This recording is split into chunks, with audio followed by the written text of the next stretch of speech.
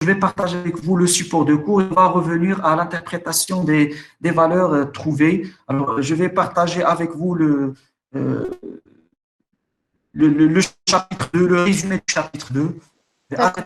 le page du fichier Excel. Est-ce que vous arrivez à voir le fichier PPT? Oui, monsieur. Oui. C'est, Fidèle. alors, la covariance est la quantité suivante. Alors, nous venons de calculer la covariance pour X et Y. Pour l'exemple de la distribution de X l'âge de l'assuré et Y le nombre d'accidents durant l'année écoulée pour N égale 100 assurés. Alors, la covariance permet d'apprécier si les deux variables X et Y ont tendance à être liées linéairement. On veut vérifier est-ce que ces deux variables sont liées linéairement, c'est-à-dire est-ce qu'on peut exprimer Y, expliquer Y par X à l'aide de l'équation Y égale à X plus B.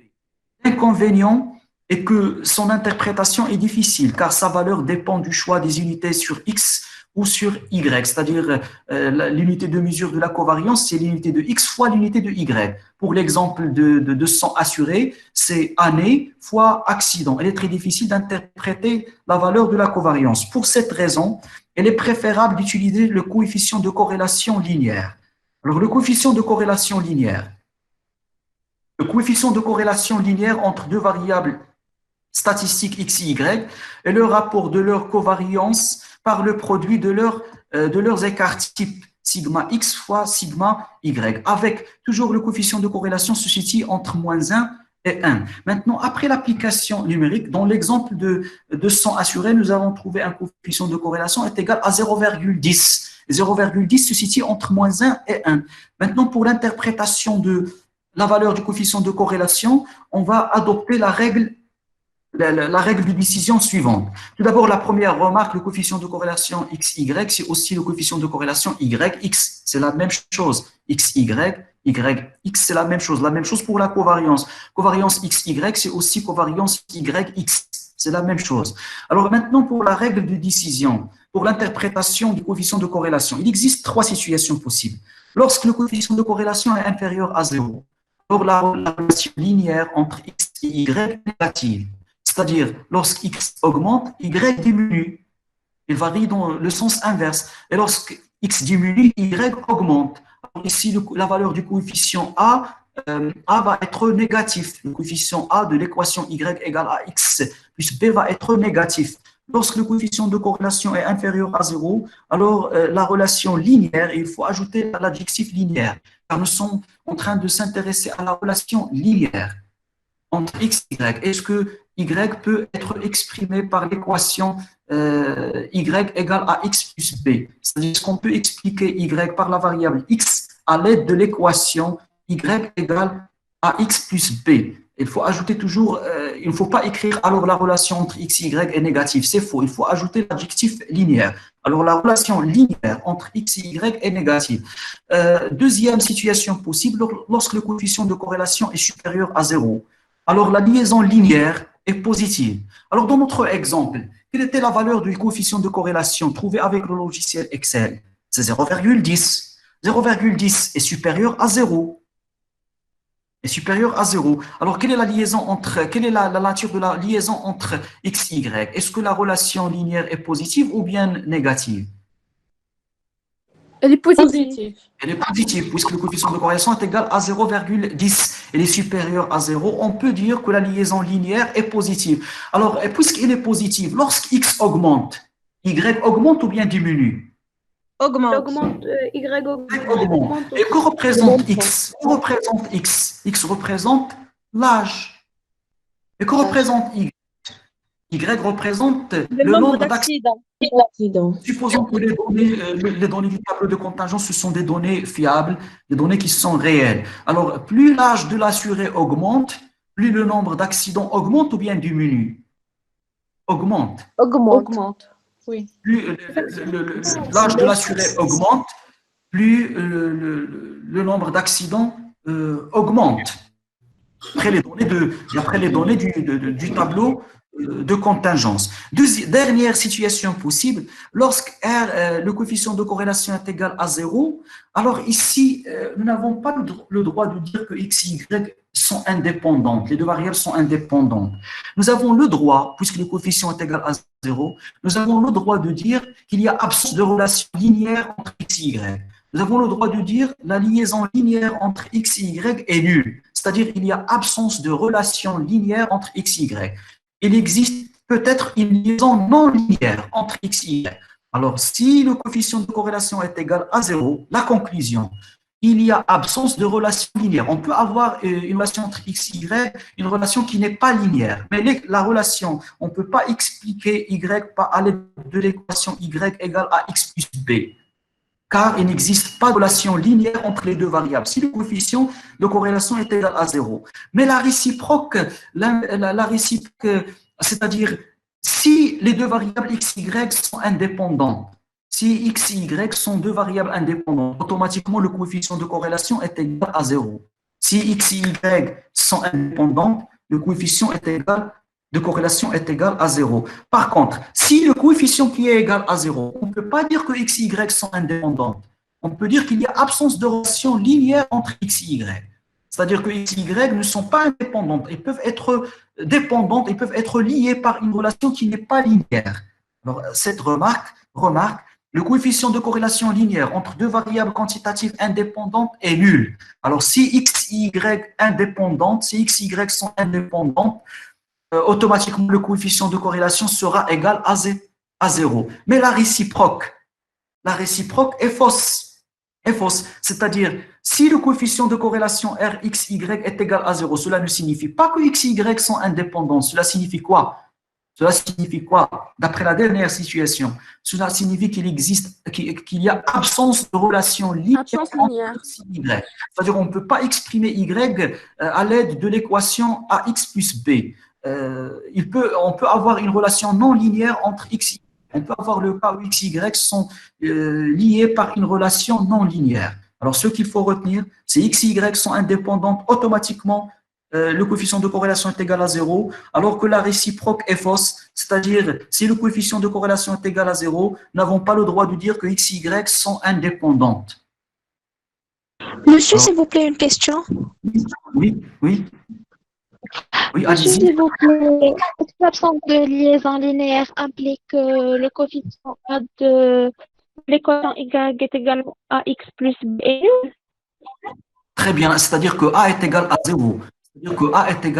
Très bien. Alors, je vais vous montrer pourquoi A va être égal à 0. C'est-à-dire qu'on ne peut pas expliquer Y à X à l'aide de l'équation Y égale à X plus B, car A va être égal à 0. Je vais vous montrer pourquoi A va être égal à 0 lorsque le coefficient de corrélation est égal à à 0. Alors maintenant, ce qu'il faut retenir, pour le tableau de contingence, il faut adopter la formule simplifiée pour le calcul de la covariance. Et pour le premier terme, qu'est-ce qu'il faut faire? Il faut multiplier chaque fréquence conjointe Fij qui est égale à Nij divisé par N par la valeur de la modalité qui correspond par la valeur de la modalité, c'est-à-dire la modalité qui correspond qui appartient à la même ligne de Fij, et par la valeur de la modalité Yj qui appartient à la même colonne de Fij. Fij, c'est l'intersection, la fréquence Fij, c'est l'intersection entre la ligne Xi et la colonne Yj. Pour calculer ce premier terme, alors on multiplie chaque fréquence conjointe par la modalité xi qui lui correspond et par la modalité yj qui lui correspond. La somme plus jusqu'à la dernière valeur pour ki égale k et j égale l, jusqu'à fkl fois xk fois yl. Jusqu'à fkl, on remplace i par k et j par l. X ici I par K, c'est-à-dire fois XK fois YL. Je parle de la dernière valeur de Fij XI fois YJ. Bien sûr, la première valeur pour I égale 1, J égale 1, F11 fois X1 fois Y1. Alors, la somme moins le produit des moyennes marginales. X bar fois Y bar. Nous aurons l'occasion de calculer la covariance lors de la correction des exercices de la troisième série. Alors, ce qu'il faut retenir, il faut apprendre cette formule simplifiée, car vous serez obligé, par exemple, pour un concours, d'utiliser cette formule simplifiée dans le cas d'un tableau de contingence pour calculer la covariance. Si on vous demande de calculer le coefficient de corrélation, il serait bon d'utiliser la formule suivante. Le coefficient de corrélation est égal au rapport de leur covariance XY et le produit de leur écart type, c'est-à-dire est égal à la covariance XY divisé par sigma x fois sigma y. Et toujours le coefficient de corrélation se situe entre -1 et 1. Maintenant, après l'application numérique, ce qui est important, c'est l'interprétation il ne faut pas rester derrière les chiffres, il faut interpréter la valeur du coefficient de corrélation. Alors, il existe 3 situations possibles. Si le coefficient de corrélation est inférieur à 0, il existe une relation linéaire négative entre x et y, c'est-à-dire lorsque x augmente, y diminue, et l'inverse, lorsque x diminue, y augmente. Deuxième situation possible, le coefficient de corrélation est supérieur à 0, signifie qu'il existe une relation linéaire positive entre x et y. Lorsque x augmente, y augmente. Lorsque x diminue, y diminue. Il varie dans le même sens. Dernière situation possible, lorsque le coefficient de corrélation est nul, alors la conclusion qu'il faut avancer, absence de relation linéaire entre x et y. Nous n'avons pas le droit de dire que x et y sont indépendantes. D'après cette loi, nous n'avons pas le droit de dire la réciproque est fausse. C'est-à-dire que nous n'avons pas le droit de dire, lorsque le coefficient de corrélation est égal à 0, de dire que x et y sont indépendantes. Alors la conclusion, si on veut adopter une conclusion, absence de relation linéaire entre x et y. C'est-à-dire qu'on ne peut pas exprimer expliquer y par x à l'aide de l'équation y égale à x plus b. C'est bon. Alors maintenant, la question posée par votre camarade, quelle est la valeur de A lorsque le coefficient de corrélation est nul? Est-ce que la valeur du paramètre A est égale à 0? Alors, il faut, pour estimer les paramètres de l'équation y égale à x plus b, c'est-à-dire pour estimer la valeur de A et estimer la valeur de b, on va utiliser la méthode de moindre carré ordinaire. Ordinary Least Square, OLS en anglais, la méthode des moindres carrés ordinaires. Alors, avant d'avancer la méthode des moindres carrés ordinaires, alors juste une petite introduction concernant la possibilité d'ajuster le nuage de points xi, mi, xi, yi par une droite qui admet comme équation y égale à x plus b. Alors juste une petite introduction. Ajustement troisième paramètre linéaire d'un nuage de points. On observe simultanément les variables quantitatives x et y. Sur n individus, on trace l'ensemble des points mi, xi qui admettent comme coordonnées xi, yi, et on veut ajuster une droite d'équation y égale à x plus b qui passe au plus près des points mi. On va supposer que, après la représentation graphique des différents points mi, xi, yi, quel que soit i égale 1, 2, 3 jusqu'à n, pour toutes les observations, pour n observations, on va supposer que le nuage de points, après la représentation graphique de l'ensemble des points mi, xi, yi, sur un repère orthogonal, on va supposer le cas où on a la possibilité. Le nuage de points suggère qu'on peut ajuster ce nuage de points par une droite qui admet comme équation y égale à x plus b. Comme illustration, si l'on représente graphiquement l'ensemble des points xi, yi sur un système d'axes, la forme du nuage de points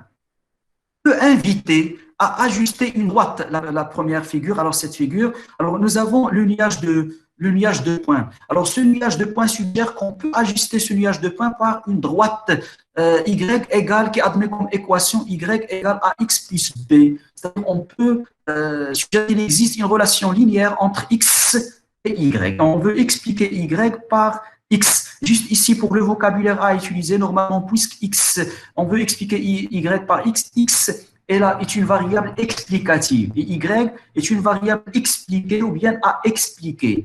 D'autres, bien sûr, pour ces deux variables, x c'est appelé aussi variable exogène, y variable endogène. Alors, on va adopter le vocabulaire suivant. X est une variable explicative de y, et y est une variable à expliquer ou bien la variable expliquée, appelée aussi variable dépendante. On veut expliquer y par la variable x. Alors, la variable x, la variable explicative, la variable y, la variable expliquée ou bien la variable à expliquer. L'équation y égale à x plus b, cette droite peut être obtenue par la méthode des moindres carrés. Nous avons moindre carré ordinaire. Nous avons dit que pour estimer les paramètres a et b de cette équation, on peut faire appel à la méthode des moindres carrés ordinaires. Alors, selon cette méthode, en adoptant la méthode des moindres carrés ordinaires, les paramètres a et b de la droite y égale à x plus b sont a. Alors, c'est covariance xy divisée par la variance de x. D'après le paragraphe précédent relatif à la covariance, nous avons déjà calculé la covariance XY. Est-ce qu'on peut calculer à chapeau? C'est-à-dire que ici, nous avons ajouté chapeau, c'est pour dire que la valeur estimée de A est inconnue, mais après la collecte des observations, on peut estimer la valeur de A à l'aide de la méthode des moindres carrés ordinaires en utilisant cette formule. C'est-à-dire la covariance A chapeau est égale à la covariance XY divisée par sigma X au carré. D'après la séance précédente, nous avons déjà calculé la variance marginale de X, sigma au carré indice X. Et durant cette séance, nous venons de calculer la covariance XY. Est-ce qu'on peut calculer à chapeau? Oui, on peut calculer à chapeau, où A chapeau représente la pente de la droite, le coefficient directeur, et B chapeau, selon la méthode des moindres carrés ordinaires, B chapeau, alors B est égal à Y moins AX. Si on veut exprimer B en fonction de Y et de X, B est égal à Y moins AX. Alors B chapeau est égal à Y bar moins A chapeau X bar est égal à Y bar moins A chapeau X bar. Alors, d'après les paragraphes précédents, nous avons déjà calculé la covariance XY, nous avons déjà calculé la variance de X. On peut calculer facilement A chapeau. La même chose. D'après la séance précédente, nous avons déjà calculé Y bar, le nombre d'accidents moyens. Nous avons déjà calculé X bar, l'âge moyen. Et nous venons de calculer A chapeau. On remplace A chapeau par sa valeur et on obtient la valeur de B chapeau, où B chapeau représente l'ordonnée à l'origine. Cette droite est la droite des moindres carrés de Y en X, ou encore appelée la droite de régression de Y en X. Cette droite, la droite des moindres carrés de Y en X, ou encore la droite de régression de Y en X. Alors, dans un concours, on peut vous demander d'estimer les paramètres de la droite des moindres carrés de Y en X, c'est-à-dire il faut estimer les paramètres A et B de l'équation Y égale à X plus B, ou bien la droite de régression de Y en X, soit la droite de régression simple de Y en X, ou bien la droite appelée la droite des moindres carrés de Y en X, c'est-à-dire la droite Y égale à X plus B. On va revenir à A chapeau, juste pour la valeur de A chapeau. Alors ici, pour A chapeau, alors ici pour la valeur de la covariance, nous venons de présenter la valeur de la covariance pour le tableau de contingence. Mais supposons que nous avons le tableau de données individuelles. Alors pour le tableau de données individuelles, covariance XY est égale à n divisé par n, la somme pour i égale 1 jusqu'à n, xi moins x bar fois yi moins y bar. Moins y bar. Covariance xx. Si on remplace y par x, covariance xx, c'est 1 divisé par n, la somme pour i égale 1 jusqu'à n, xi moins x bar fois quoi? On remplace y par x fois xi moins x bar. Xi moins x bar, que représente xi moins x bar au carré? 1 divisé par n, fois la somme pour i égale 1 jusqu'à n, xi moins x bar fois xi moins x bar, c'est-à-dire de xi moins x bar au carré. C'est la formule de la variance. Covariance de la variance. Alors, covariance xx, c'est la variance de x. Covariance yy, c'est la variance de y. Ici, nous sommes en train de calculer la covariance x. Alors, la même chose, la covariance admet une expression simplifiée divisée par n, la somme des xi, yi moins x bar, y bar. Alors, pour calculer la valeur de la covariance dans un tableau de contingence, qu'est-ce qu'il faut faire? Pour calculer le premier terme, je parle de 1 divisé par n, la somme des xi moins i fois la somme pour i égale 1 jusqu'à n, divisé par n, la somme pour i égale 1 jusqu'à n, fois xi fois yi, entre parenthèses, moins x bar fois y bar. Qu'est-ce qu'il faut faire? il faut ajouter une colonne, il faut ajouter une troisième colonne, xi fois yi. Et le total. Pour le total, on va obtenir la somme pour i égale 1 jusqu'à n, xi fois yi. Pour le total. Alors, il serait bon d'ajouter une troisième colonne, xi fois yi. Et pour la dernière ligne totale, on va obtenir la somme du produit xi, yi. Et pour calculer x bar, maintenant pour moins x bar, puisqu'on a la somme des xi pour la première colonne, nous avons le total de la première colonne, c'est la somme des xi de i égale 1 jusqu'à n, et pas des modalités, mais de toutes les observations. Alors, pour calculer x bar, la somme des xi divisée par n, c'est x bar. Et pour calculer y bar, la somme des yi divisée par n, c'est y bar. Alors, au début de cette séance, nous avons dit qu'il existe deux situations possibles pour l'étude de la relation entre deux variables x, y. La première situation, le tableau de contingence. Et nous venons de faire une application, d'avancer la définition de la covariance pour le tableau d'incontingence et d'appliquer et de calculer la quantité de la covariance pour l'exemple de 100 n égale 100 assurés pour la distribution conjointe de x l'âge de l'assuré et y le nombre d'accidents durant l'année écoulée. Juste un rappel pour la formule de la covariance. Pour la formule de la covariance pour le cas d'un tableau de contingence, c'est la somme pour i égale 1 jusqu'à k, la somme pour j égale 1 jusqu'à l, du produit f i j fois xi fois yj entre parenthèses, moins x bar fois y bar. C'est pour le tableau de contingence. Maintenant, supposons que la situation de départ, ce n'est pas un tableau de contingence, mais un tableau de données individuelles. Alors, qu'est-ce qu'il faut faire pour calculer la covariance xy? Il faut adopter cette formule simplifiée. Pas la première formule, mais la deuxième formule qui est la formule facile à faire l'application, facile pour faire l'application numérique. C'est 1 divisé par n, le premier terme, c'est 1 divisé par n, la somme pour i égale 1 jusqu'à n, du produit xi fois yi. Alors, pour faire l'application, pour calculer le premier terme, il suffit d'ajouter une troisième colonne, xi fois yi. Et le total, xi, on ajoute une troisième colonne, xi fois yi.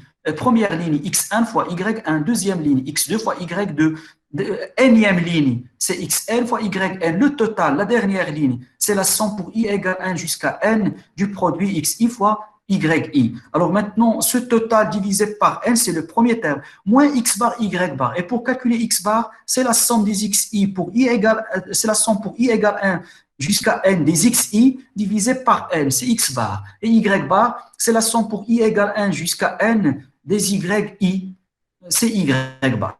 Divisé par n, c'est la somme pour i égale 1 jusqu'à n des yi divisé par n, c'est y bar. Pour calculer la covariance.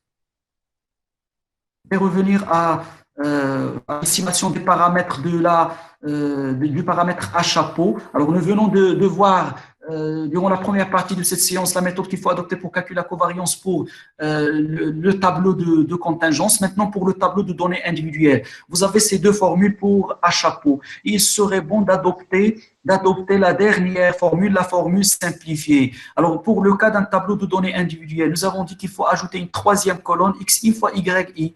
Et le total de la dernière ligne totale, on va avoir la valeur, la somme pour i égale 1 jusqu'à n du produit xi fois yi. C'est le premier terme, moins, je parle du numérateur, moins n, c'est la taille, c'est le nombre d'observations, la taille de l'échantillon, bien de la population, moins n fois x bar fois y bar, moins n fois la moyenne de x fois la moyenne de y, divisé par, alors la même chose, pour calculer pour le dénominateur, pour calculer le premier terme, la somme pour i égale 1 jusqu'à n des xi au carré. Qu'est-ce qu'il faut faire? Il faut ajouter une quatrième colonne, xi au carré, x1 au carré, x2 au carré, jusqu'à xn au carré. Et la dernière ligne totale, on obtient la valeur de la somme pour i égale 1 jusqu'à n des xi au carré.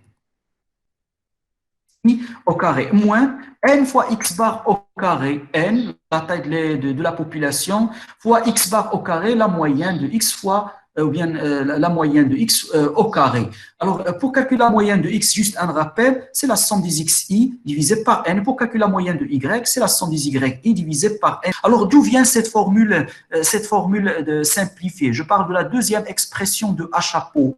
La deuxième rapport pour le calcul de à chapeau. Si on multiplie la covariance par n, n fois 1 divisé par n, c'est 1. N fois 1 divisé par N, c'est 1. Alors, on va obtenir la somme pour I égale 1 jusqu'à N du produit XI moins fois YI, moins. Maintenant, nous venons de dire qu'on va multiplier la covariance par N. Moins N fois X bar Y bar. Et c'est la valeur, c'est l'expression du numérateur de H chapeau. Le numérateur de H chapeau, c'est la covariance XY fois N. Puisqu'on a multiplié la covariance par N, on doit faire la même chose pour la variance, pour avoir toujours la même valeur de H chapeau. H chapeau, c'est la covariance XY divisée par la variance de X. C'est la formule donnée par, cette formule est donnée par la méthode des moindres carrés ordinaires. Alors, pour obtenir cette formule simplifiée, on multiplie la covariance par N et on fait la même chose pour la variance de X. Pour la variance de X. Alors, la covariance de X fois N, pour la covariance de X fois N, N divisé par N, c'est 1. On obtient la somme des X, Y, I, moins, et X bar fois Y bar fois N, c'est moins N, X bar, Y bar, et on obtient la valeur du numérateur. Maintenant, pour le dénominateur, d'après le premier chapitre, quelle est la formule simplifiée pour la variance? Ici, pas pour les cas modalités, pour les N observations. Alors, la formule simplifiée pour la variance, juste un rappel, c'est 1 divisé par N, la somme des XI au carré, moins X bar au carré. Alors, 1 divisé par N, la somme des XI au carré fois N. 1 divisé par N divisé par N, c'est 1. N divisé par N, c'est 1. Et on garde la somme des XI au carré. Moins X bar au carré fois N, c'est moins N X bar au carré. Alors, le jour de l'examen, vous aurez bien sûr le droit d'utiliser cette formule simplifiée. Et pour calculer à chapeau, il suffit d'ajouter une colonne XI, troisième colonne XI fois YI, et d'ajouter bien sûr une colonne XI au carré pour obtenir la valeur, la somme des XI au carré. On peut ajouter une cinquième colonne, la somme des YI, plutôt une cinquième colonne YI au carré pour obtenir la somme des YI au carré pour calculer la variance de Y. Pour calculer le coefficient de A, ici au dénominateur, nous n'avons pas la variance de Y, nous avons la variance de X. Mais pour étudier la relation entre deux variables X et Y, nous sommes obligés de calculer le coefficient de corrélation. Le coefficient de corrélation est égal au rapport entre variance x, y et le produit des écarts-types. Alors, l'écart-type de x, c'est la racine carrée de la variance de x, et nous sommes obligés de calculer l'écart-type de y. Et pour calculer l'écart-type de y, on doit calculer la variance de y. Et pour calculer la variance de y, pour le cas d'un tableau de données individuelles, il serait bon d'ajouter une dernière colonne yi au carré. On va obtenir la somme des yi au carré. Et la même chose pour i égale 1 jusqu'à n, pas jusqu'à k. Et la même chose, quelle est la formule simplifiée de la variance de y? C'est 1 divisé par n, la somme des yi au carré moins y bar au carré. C'est la moyenne quadratique au carré moins y bar au carré. C'est 1 divisé par n, la somme des yi au carré moins y bar au carré. On va faire bien sûr, on va corriger, on va faire une application lors de la correction de l'exercice 11 et l'exercice 12. Est-ce que vous avez des questions concernant le tableau de données individuel? La même chose, pour calculer A chapeau, on doit utiliser cette formule simplifiée. Pour calculer B chapeau, on doit utiliser la formule Y bar moins A chapeau X bar. Alors, est-ce que vous avez des questions concernant la méthode qu'il faut adopter pour calculer les paramètres de l'équation Y égale à X plus B pour le cas d'un tableau de données individuel?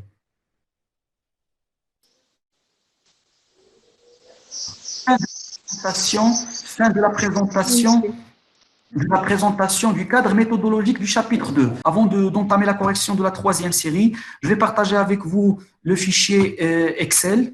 Vous arrivez à voir le fichier Excel? Oui. Oui, monsieur. Oui. D'accord. Alors, nous avons la valeur de la covariance qui est égale à 1, nous avons trouvé 1,084. La valeur du coefficient de corrélation est égale à 0,10. Alors, il faut apprendre, pour le tableau de contingence, il faut apprendre la dernière formule simplifiée pour le calcul de la covariance, c'est-à-dire la somme de FIJ, XI, YJ, entre parenthèses, moins X bar, Y bar. Alors, pour calculer le coefficient de corrélation, c'est covariance XY divisé par l'écart type de X fois l'écart type de Y. Alors, nous avons trouvé 0,10 qui est supérieur à 0. Alors, la conclusion, il existe une relation linéaire positive entre X et Y. Lorsque l'âge de l'assuré augmente, le nombre d'accidents durant l'année écoulée augmente. Pour estimer la valeur de A, il faut utiliser la formule de A chapeau égale covariance XY divisé par la variance de X. D'après la dernière séance, nous avons déjà calculé l'écart type de X et la variance de X. L'écart type, c'est 9,5581 pour la distribution marginale de X. Alors, pour la covariance, A chapeau est égal, dans la formule, la barre de formule, Fx est égal à la barre de formule, c'est E17 est égal à E17, et E17, c'est la covariance.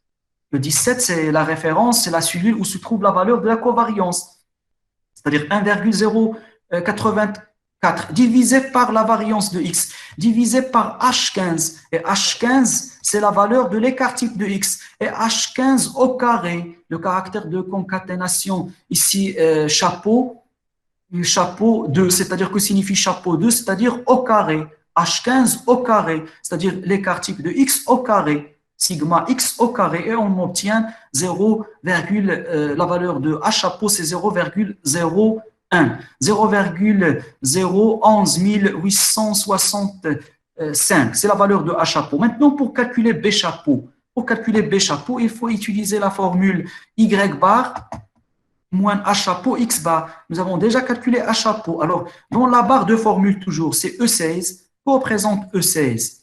E16, c'est Y bar. E16, la ligne 16 et la colonne E, c'est, alors, B chapeau, c'est E16, c'est-à-dire Y bar, moins, entre parenthèses, H chapeau fois X bar. Et la valeur de H chapeau, c'est la cellule, la valeur de H chapeau existe dans la cellule E quoi? E21. E21, la ligne 21 et la colonne E. Alors, moins E21 fois X bar. La valeur de X bar se trouve dans la cellule E15, E15, 36,8. L'application numérique nous donne 0,83. Alors, résultat, quelle est l'expression de l'équation Y égale à X plus B? Nous avons l'équation suivante. X, c'est la variable explicative, c'est l'âge de l'assuré. Et Y, c'est la variable à expliquer, la variable dépendante, le nombre d'accidents durant l'année écoulée. Et deux variables sont liées par une relation linéaire positive. Pourquoi positif? Car le coefficient A est supérieur à 0 et aussi le coefficient de corrélation 0,10 est supérieur à 0. Alors, si on veut faire une estimation, normalement, pourquoi nous sommes en train d'estimer les paramètres de cette équation? Pour gouverner, nous avons dit que gouverner, c'est prévoir. Alors, pour prévoir les valeurs de Y, et les valeurs de Y, ce sont les valeurs du nombre d'accidents. Alors, pour X égale un assuré qui a un âge X égale 110, quel est le nombre d'accidents estimé ou bien prévu, le nombre d'accidents prévus par notre équation estimée? Alors, Y va être égal, c'est à chapeau, parenthèse, c'est à chapeau, fois, alors à l'aide du logiciel Excel, fois c'est étoile, fois quoi? Fois 70. Que représente 70? C'est l'âge pour X égale 70, plus B. Quelle est la valeur de B? C'est 0,9334. Alors, pour un assuré qui a un âge égal à 70, le nombre d'accidents est égal à 1,776 accidents, presque 2 accidents durant l'année écoulée. Pour un assuré ayant un âge égal à 70, d'après les paramètres, d'après notre équation estimée, on peut dire que le nombre d'accidents attendus durant l'année écoulée va être égal à presque 2 accidents, 1,76. Maintenant, pour X égale 30, juste un exemple, pour un autre exemple, pour X égale 30, qu'est-ce qu'on va faire? Alors, pour estimer le nombre d'accidents, Y est égal à le coefficient à chapeau. Chapeau fois quoi? Fois X, on va remplacer X par 30, fois 30, entre parenthèses, plus X plus B. Quelle est la valeur de B? Nous avons V. Alors, pas toujours B. Alors, après l'application de la méthode des moindres carrés ordinaires, on peut avoir une valeur de A négative. On peut avoir également une valeur de B négative. Ici, dans cet exemple, la valeur de A est positive et la valeur de B est positive. Alors, pour un assuré qui a un âge égal à 30 ans, on trouve que le nombre d'accidents prévu ou bien attendu est égal à 1,28 accidents. Alors, nous sommes en train d'effectuer une analyse bivariée. Nous sommes en train d'étudier la relation entre deux variables x, y pour prévoir le nombre d'accidents pour un assuré. Il suffit d'avoir la valeur de son âge pour donner une prévision au nombre d'accidents attendus durant